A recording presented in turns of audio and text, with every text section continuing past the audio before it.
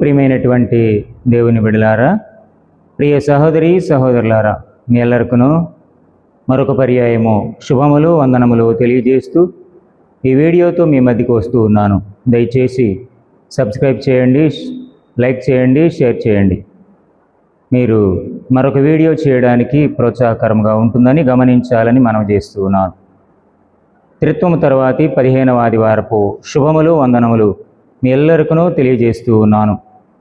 ఏర్పాటు చేయబడిన లేఖన భాగములను చూద్దాం.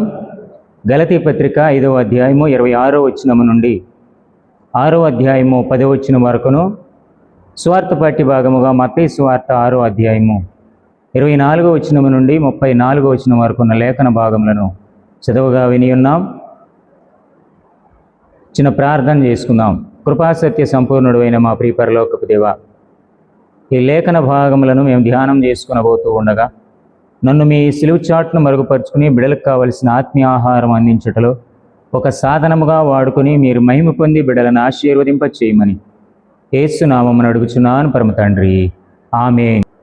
మన తండ్రి అయిన దేవుని నుండి ప్రభు అయిన యేసు క్రీస్తు నుండి కృపయు సమాధానం మీకు కలుగునుగాక, ఆమేన్. ప్రియమైనటువంటి వారులారా, నేటి అంశము నీ విశ్వాసము ఎలాంటిది అనే అంశమును లేఖన భాగములను బట్టి నేను ఏర్పాటు చేసి ఉన్నా. అల్ప విశ్వాసమా, అధిక విశ్వాసమా? మూలవచనముగా మత్తయి సువార్త 6వ అధ్యాయము 24వ వచనమును గమనించినట్లయితే, ఎవడునూ ఇద్దరు యజమానులకు దాసుడుగా ఉండనేరడు. అతడు ఒకని ద్వేషించి ఒకని ప్రేమించును, లేదా ఒకని పక్షముగా నుండి ఒకని తృణీకరించును. మీరు దేవునికిని సిరికిని దాసులుగా ఉండనేరరు. ప్రియమైనటువంటి వారులారా, ఒక జరిగిన సంఘటనను విని మన వర్తమానంలోనికి వెళదాం. బ్లాండిన్ అనేటటువంటి వ్యక్తి నయాగరా జలపాతం మీద తాడుపై నడుస్తూ ఉన్నటువంటి సందర్భము. అతడు నడుచుకుంటూ వస్తూ ఉంటే ప్రజలందరూ జేజేలు కొడుతూ సంతోషించారు. బ్లాండిన్ మరలా నేను తిరిగి వెళ్ళగలనని మీరు నమ్ముచున్నారా అని ప్రశ్నించగా, నమ్ముచున్నాము, వెళ్ళగలవు అని పెద్దగా కేకలు వేసి చెప్పారు. అయితే నా భుజాన ఇంకొక వ్యక్తిని ఉంచుకుని వెళ్ళగలనని నమ్ముతున్నారా అంటే అందరూ నమ్ముచున్నాం అంటూ కేకలు వేసి చప్పట్లు కొట్టారు. అయితే మీలో ఎవరైనా ఒకరు వచ్చి నా భుజాలపై కూర్చోండి అని చెప్పిన వెంటనే అంతా నిశ్శబ్దమైపోయినది. మౌనంగా ఉండిపోయారు, ఎవ్వరూ రాలేదు. దానిని చూచి నమ్మగలిగారు, కానీ వారి జీవితంలో జరుగుతుందని విశ్వాసం ఉంచలేకపోయారు. ప్రియమైనటువంటి వారులారా, విశ్వాసము అంటే చీకటిలో దూకటం కాదు, గాలిమేడలు కట్టడము కాదు. విశ్వాసం అంటే బలమైన నమ్మకము. విశ్వాసం అంటే నిరీక్షణ, కనిపించని విషయము కొరకు ఎదురు చూడడము, అవి నిజమని నమ్మడమే విశ్వాసము. విశ్వాసం అనగా ఆధారపడటం. మనకు రుజువు లేనప్పటికీ ఒక వ్యక్తి పైన లేక శక్తి పైన ఆధారపడడమే విశ్వాసం. విశ్వాసం అంటే భరోసా. మనము చూడని విషయాల పట్ల భరోసా కలిగి ఉండటమే. పరిశుద్ధ గ్రంథము కూడా స్పష్టంగా తెలియజేస్తుంది కదండి. హెబ్రీ పత్రిక 11వ అధ్యాయము 1వ వచనాన్ని గమనించినట్లయితే, విశ్వాసమనున్నది నిరీక్షింపబడు వాటి యొక్క నిజ స్వరూపమును అదృశ్యమై ఉన్నవని అనుటకు రుజువై ఉన్నది. అబ్రహాము విశ్వాస యాత్రలో ప్రాముఖ్యమైనటువంటి 2 విషయాలను మనం ఇక్కడ చూస్తూ ఉన్నాం. ఒకటి విశ్వాసము, రెండవది విధేయత. యాకోబు పత్రిక 2వ అధ్యాయం 17వ వచనములో గమనించినట్లయితే, ప్రియమైనటువంటి వారులారా, అలాగే విశ్వాసము క్రియలే లేనిదైతే అది ఒంటిగా ఉండి మృతమైనదగును. 20వ వచనములు అంటున్నాడు, వ్యర్థుడా, క్రియలు లేని విశ్వాసము నిష్ఫలమైనదని తెలుసుకొనగోరుచున్నావా? క్రియలు లేని విశ్వాసము వ్యర్థం అంటూ ఉన్నాడు, క్రియలు లేని విశ్వాసము మృతము అంటూ ఉన్నాడు. కాబట్టి మన విశ్వాసము ఎలాంటిదో మనము పరిశీలన చేసుకోవాలి.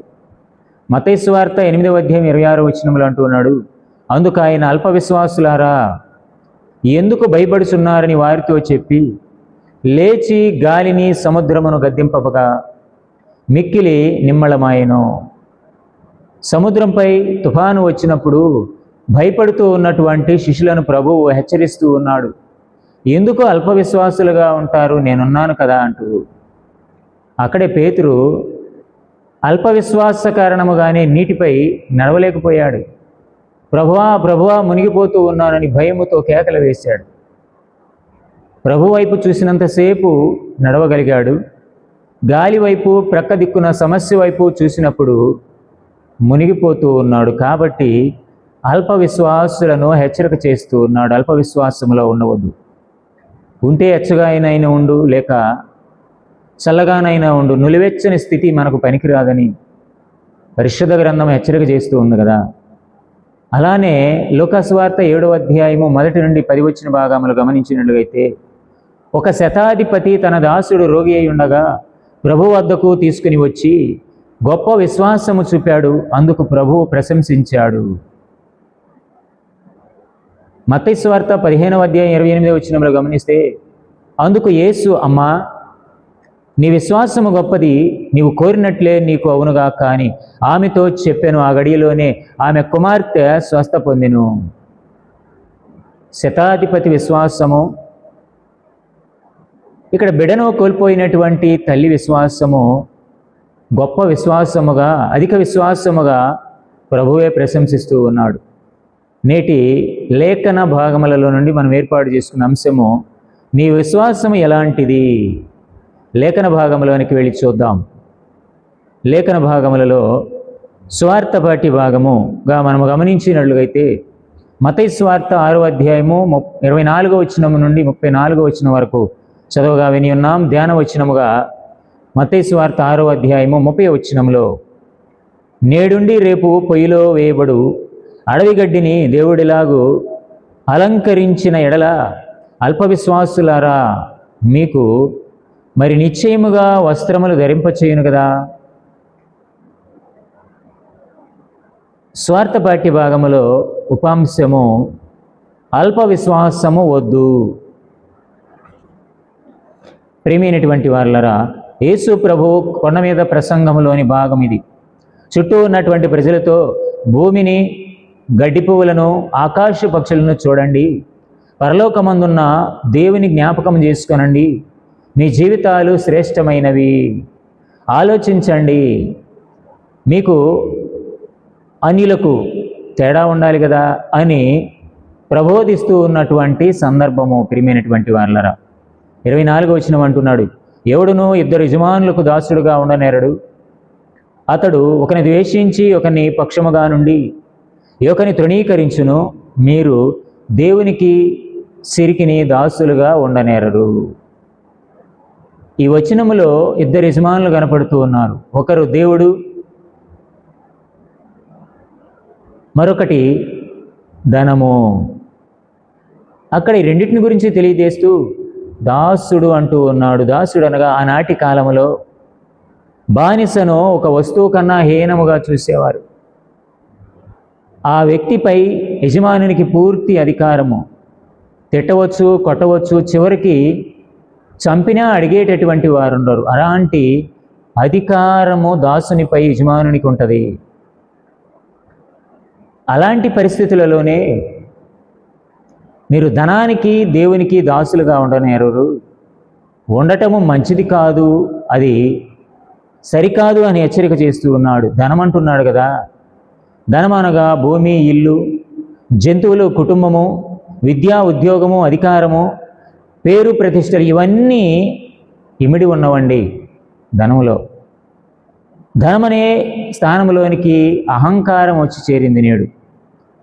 ఏ యజమానిని సేవించాలి? దేవుడా, ధనమా? నిర్ణయించుకో. 2 రాజ్యాలు ఉన్నాయి. దేవుని రాజ్యమా, చీకటి రాజ్యమా? నిర్ణయించుకో. 2 మార్గాలు ఉన్నాయి. నిత్య జీవం అనే మార్గమా, నిత్య నరకం అనే మార్గమా? నిర్ణయించుకో. నీకే స్వేచ్ఛిస్తూ ఉన్నాడు. మత్తయి సువార్త 7వ అధ్యాయము 13-14 వచనాలు గమనిస్తే, ఇరుకు ద్వారమున ప్రవేశించుడి. నాశనమునకు పోవు ద్వారము వెడల్పును, ఆ దారి విశాలమై ఉన్నదని దాని ద్వారా ప్రవేశించువారు అనేకులు. 14వ వచనం అంటున్నాడు, జీవమునకు పోవు ద్వారము ఇరుకును, ఆ దారి సంకుచితమై ఉన్నది, దాని కొనుగొని వారు కొందరే. దానిని కనుగొనేవారు కొందరే. అందరికీ అర్థం కావట్లేదు. చాలామంది సాతాను చేత మోసపోతూ ఉన్నారు. దేవునిని ధనమును సేవించగలమని భ్రమిస్తూ ఉన్నారు. భ్రమలోనే జీవిస్తూ ఉన్నారు. భ్రమలో ఉండి సాతాను బంధకాల్లోకి వెళుతూ ఉన్నారు. అందుకే ఆజ్ఞ అతిక్రమము పాపం అన్నాడు కదా. పాపము 3 పనులు చేయిస్తుందండి. ఒకటి, మనలను బానిసలుగా చేస్తూ ఉన్నది, ఆత్మీయ గుడ్డితనమును కలిగిస్తూ ఉన్నది, మనల్ని నశింపజేస్తూ ఉన్నది, నరకానికి నడిపిస్తూ ఉన్నది. మనము బానిసలమని అప్పుడు గుర్తించలేము. నిజమైన వెలుగును చూడలేము. ఇరుకు మార్గమున కూడా మనం వెళ్ళటానికి చూడలేము, వెళ్ళలేము. ప్రభువు మనలను పాపము నుండి తొలగించి లోకధనమును వదిలివేయమని సెలవిస్తూ ఉన్నాడు. మత్తయి సువార్త 6వ అధ్యాయము 25వ వచనం నుండి 34వ వచనం వరకు గమనిస్తే, చింతలు వద్దు, నిష్ప్రయోజనము. భవిష్యత్తు కొరకు కృషి చేయడము తప్పు అనడం లేదు, కానీ భవిష్యత్తును గురించి చింతించుటకు వ్యతిరేకిస్తూ ఉన్నాడు. 25వ వచనంలో అంటున్నాడు, అందువలన నేను మీతో చెప్పినది ఏమనగా, ఏమి తిందుమో ఏమి త్రాగుదుమో అని మీ ప్రాణమును గురించి అయినను, ఏమి ధరించుకుందుమో అని మీ దేహమును గురించి అయినను చింతించకుడి. ఆహారము కంటే ప్రాణము, వస్త్రము కంటే దేహమును గొప్పవి కావా? చింత అనున్నది ఆధ్యాత్మిక, భౌతిక. 4వ వచనం వరకు గమనిస్తే, చింతలు వద్దు, నిష్ప్రయోజనము.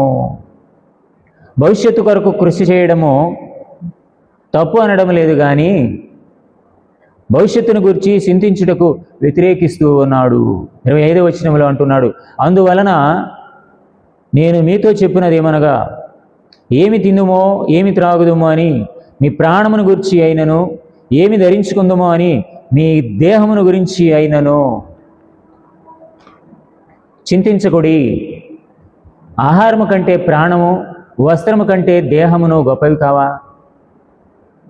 చింత అనున్నది ఆధ్యాత్మిక, భౌతిక, పాడు చేస్తూ ఉన్నదండి. చింతను నిషేధించవలసినదిగా 7 విభిన్న వాదములను ఇక్కడ బోధిస్తూ ఉన్నాడు. వీటిని గమనించినట్లయితే, దేవుడు మనకు నిత్యజీవం ఇచ్చాడు కనుక పోషిస్తాడు. 26వ వచనములో, ఆకాశ పక్షులను చూడుడి, అవి విత్తవు, కోయవు, కొట్లలో కూర్చుకొనవు, అయినను మీ పరలోకపు తండ్రి వాటిని పోషించుచున్నాడు. మీరు వాటికంటే బహుశ్రేష్ఠులు కారా? రెండవది, ఆకాశ పక్షులను చూడుడి, అవి చింతించవు. ప్రియమైనటువంటి వారలారా, మూడవదిగా, చింతించుట వలన ప్రయోజనము శూన్యము. 4వదిగా, పుష్పాలను చూడండి. 28వ వచనంలో, వస్త్రములను గురించి మీరు చింతింపనేలా? అడవి పువ్వులు ఎలాగూ ఎదుగుచున్నవో ఆలోచించుడి. అవి కష్టపడవు, వడకవు. 5వది, అన్యజనుల వలె విశ్వాసులు చింతించరాదు. 32వ వచనంలో అంటున్నాడు, ఇవన్నీ మీకు కావాలనని మీ పరలోకపు తండ్రికి తెలియను. ఆయనకు తెలియను కదా, ఆయన ఇస్తాడు, మీరెందుకు చింతిస్తారు?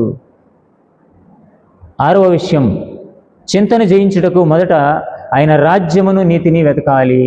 33వ వచనంలో అంటూ ఉన్నాడు కదా, కాబట్టి మీరు ఆయన రాజ్యమును, నీతిని మొదట వెతకడి, అప్పుడు అవన్నీ మీకు అనుగ్రహింపబడును. దేవుని రాజ్యమును వెతకాలి అనగా ఆయన చిత్తమునకు విధేయులు కావాలి. మత్తయి సువార్త 6వ అధ్యాయం 10వ వచనంలో గమనిస్తే, నీ రాజ్యము వచ్చునుగాక, నీ చిత్తము పరలోకమందు నెరవేరినట్లు భూమి యందును నెరవేరునుగాక. దేవుని చిత్తమునకు విధేయులమై ఆయన పనిని కొనసాగించడం ద్వారా చింతను జయించవచ్చు. దేవుని చిత్తము మన జీవితాలపై ఆధిపత్యము కలిగి ఉంటే చింతించాల్సిన అవసరము ఉండదు. రేపు అనున్నది మనకు ఉంటుందో లేదో తెలియదు, ఎరుగము. ఎందుకు చింతించాలి?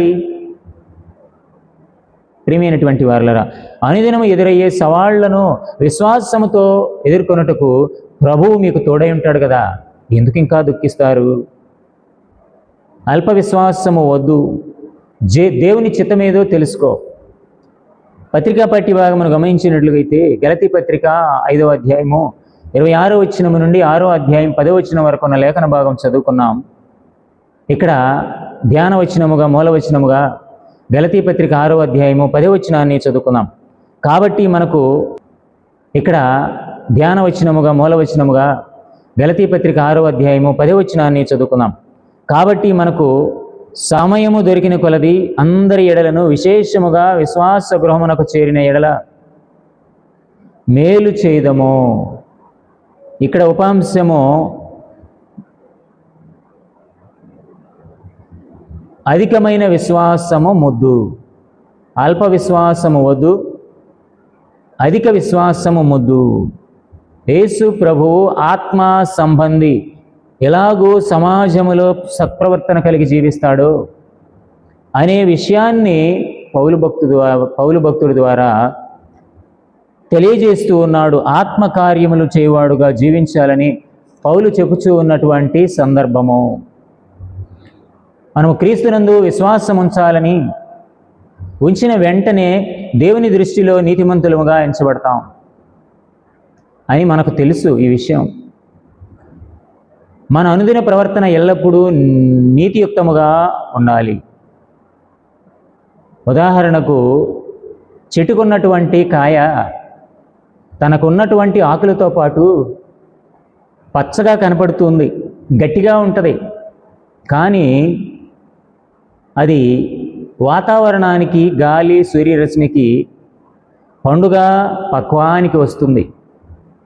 అలానే ఒక చెట్టుకున్నటువంటి పచ్చని పండులాంటి, పచ్చని కాయలాంటి మనము పండులాగా మారాలి అంటే పరిశుద్ధముగాను పరిపూర్ణముగాను మారుతున్నాం. అదే మనల్ని దేవుని రాజ్యంలోనికి ప్రవేశింపజేస్తూ ఉన్నది. అదే ఆత్మ సంబంధమైన పరిపక్వము. అలాంటి పరిపక్వత మనలో రావాలండి.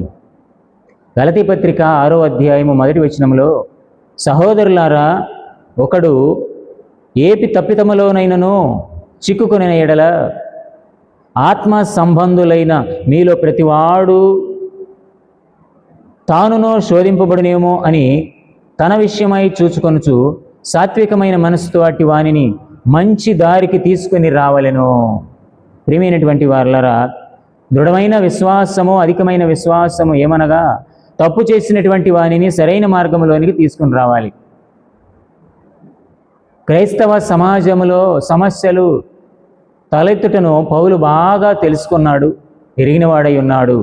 మంచివారు అని తలంచేవారే సులభముగా తప్పిపోతారని, తప్పిపోయే ప్రమాదం ఉన్నదని హెచ్చరిక చేస్తూ ఉన్నాడు. తప్పిదము, ఈ పదాన్ని పౌలు పాపముగా భావించట్లేదు, కానీ తప్పులను కఠినముగా విమర్శించే వారు అధికులుగా విమర్శిస్తూ ఉన్నారు. వారి ఎడల మనము విమర్శించే వారిని కాక వారిని మంచి మార్గంలోనికి నడిపించడానికి ప్రయత్నం చేయాలి. 5వ వచనంలో అంటున్నాడు, ఎవరి భారము వారే భరించుచు జారిపోకుండా చూసుకోవాలి. ప్రతి వాడును తన బరువు తానే భరించుకునవలెను కదా. కాబట్టి ఇక్కడ కొన్ని విషయాలను గమనిద్దాం. ఒకటి, ఒకరి భారము ఒకరు మోయడం ఆత్మీయ సహవాసములో చేయాల్సిన పని. రెండవది, మేలు చేటులో నిరుత్సాహపడరాదు. క్రైస్తవ బోధకులను పోషించవలసినటువంటి బాధ్యత సంఘంపై ఉన్నదని అక్కడ తెలియజేస్తున్నాడు కదా. వాక్యోపదేశము పొందువాడు ఉపదేశించు వానికి మంచి పదార్థములన్నిటిలో భాగం ఇయ్యవలెను. అది సంఘం యొక్క బాధ్యత. అలానే క్రైస్తవ విశ్వాసులు బాధ్యత కలిగి ఉన్నప్పుడు దైవజనులు, కాపరులు కూడా సంఘం పట్ల విశ్వాసము కలిగి సంఘము కొరకు ప్రయాసపడాలి. సంఘాన్ని ఆత్మీయముగా బలపరచాలి. కొరింథీయులకు రాసిన 2వ పత్రిక 9వ అధ్యాయము 11, 12 వచనాలు గమనించినట్లయితే, ఇటు ఔదార్యము వలన మా ద్వారా దేవునికి కృతజ్ఞతాస్తుతులు చెల్లింపబడును. ఏలయనగా ఈ సేవను గూర్చి పరిచర్య పరిశుద్ధుల అక్కర్లకు సహాయము కలుగజేయటం మాత్రము కాకుండా అనేకులు దేవునికి చెల్లించు కృతజ్ఞతాస్తుతుల మూలముగా విస్తరించుచు ఉన్నది. ప్రియమైనటువంటి వారలారా, మరి సేవ చేయడం ద్వారా కృతజ్ఞతాస్తుతులు వారు తెలియచేస్తూ ఉన్నారు మన పట్ల. మనము ఔదార్యము కలిగి ఉండాలి. పరిచర్య పరిశుద్ధుల అక్కరలో సహాయం చేసేదిగా ఉంటూ ఉన్నది. అనేకులు దేవునికి కృతజ్ఞతాస్తుతులు చెల్లించాలి అని తెలియచేస్తూ ఉన్నాడు. గలతీ పత్రిక 6వ అధ్యాయం 7వ వచనములో, మోసపోకుడి, దేవుడు వెక్కిరింపబడడు, మనుష్యుడు ఏమి విత్తునో ఆ పంటనే కోయును. ఈ సూత్రము ప్రకృతి సంబంధమైన లోకములోను ఆత్మ సంబంధమైన లోకములోను రెండిట్లో స్థిరమైనదిగా ఉంటూ ఉన్నది. సామెతల గ్రంథము 11వ అధ్యాయము 25వ వచనములో, ఔదార్యము గలవారు పుష్టి నొందుదురు, నీళ్లు పోయే వారికి నీళ్లు పోయబడును. కాబట్టి ఔదార్యము, దాతృత్వము అవసరం. అదే మనల్ని బలపరుస్తూ ఉన్నది. కొరింథీయులకు రాసిన 2వ పత్రిక 9వ అధ్యాయం 6వ వచనములు అంటున్నాడు కదా, కొంచెముగా విత్తువాడు కొంచెముగా పంట కోయును, సమృద్ధిగా విత్తువాడు సమృద్ధిగా పంట కోయును అని ఈ విషయమై చెప్పవచ్చును. కాబట్టి మనము విత్తే దానిని బట్టి, మన క్రియలను బట్టి, శరీరేచ్ఛలను బట్టి విత్తువాడు తన శరీరము నుండి క్షేమను పంటను కోయును, ఆత్మను బట్టి విత్తువాడు ఆత్మ నుండి నిత్యజీవమును పంట కోయును. గలతీ పత్రిక 6వ అధ్యాయం 8వ వచనంలో అండి. శరీరమును బట్టి అనగా పాప సంబంధమైన స్వభావం యొక్క ఫలము ఏం చేస్తుంది? నాశనమును, మరణానికి తీసుకుని వెళుతూ ఉన్నది. ఆత్మ సంబంధమైన ఫలము నిత్యజీవానికి నడిపిస్తుంది. రోమాపత్రిక 6వ అధ్యాయం 22వ వచనములో, అయినను ఇప్పుడు పాపము నుండి విమోచింపబడి దేవునికి దాసులైనందున పరిశుద్ధత కలుగుటయ్యే మీకు ఫలము, దాని అంతము నిత్యజీవము. ప్రియమైనటువంటి వారలారా, 23వ వచనం అంటున్నాడు కదా, ఏలయనగా పాపము వలన వచ్చు జీతము మరణము. కాబట్టి మేలు చేయుటలో విసుకవద్దు, అలసట వద్దు. అప్పుడు ఈ లోకములో నీతి అనే పంటను, పరలోకములో నిత్యజీవం అను పంటను కోస్తారని పౌలు హెచ్చరించుచూ ఉన్నాడు. మరో విధముగా చెప్పాలంటే, మనల్ని ప్రేమించినట్లే ఇతరులను కూడా మనము ప్రేమించాలి. మనల్ని మనము ప్రేమించుకున్నట్లుగా ఇతరులను ప్రేమించాలి. గలతీ పత్రిక 6వ అధ్యాయం 10వ వచనములో, కాబట్టి మనకు సమయము దొరికిన కొలది అందరి ఎడలను, విశేషముగా విశ్వాస గృహమునకు చేరిన ఎడలను మేలు చేయదము. వారి ఎడల మేలు చేయాలి. విశ్వాస గృహానికి వచ్చామంటే మనం మేలు చేస్తాం, ఆత్మీయముగా మనం ఎదుగుతాం. దేవుని కుటుంబమైనటువంటి సంఘము కొరకు మేలు చేయాలి. యోహాను సువార్త 13వ అధ్యాయము 34, 35 వచనాల్లో, ఒకరినొకరు ప్రేమించాలి, అలా ప్రేమిస్తేనే మీరు దేవునికి శిష్యులై ఉంటారు, నాకు శిష్యులై ఉంటారని ప్రభు చెప్తున్నాడు. నీ విశ్వాసం ఎలాంటిది? అల్ప విశ్వాసము వద్దు, అధిక విశ్వాసము ముద్దు.